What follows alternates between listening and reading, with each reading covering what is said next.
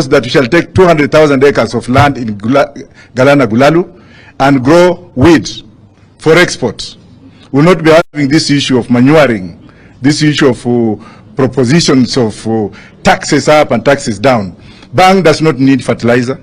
Bang does not need to be nurtured. It only grows for 4 months. But the reason why I'm talking of bank economics is the world has moved away from this miniature kind of budgetary system which are imposed by the World Bank, IMF, or Bretton Woods institutions.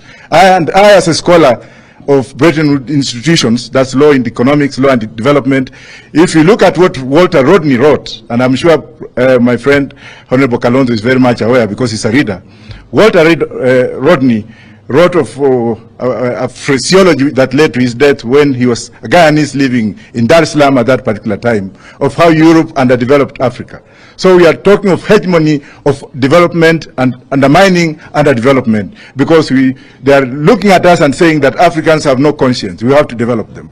If you look at Professor Yunus of Bangladesh, who is also a scholar renowned for women banking, cooperative women banking, a theme that has been taken over by Bangladesh, which is mixed with Islamic banking.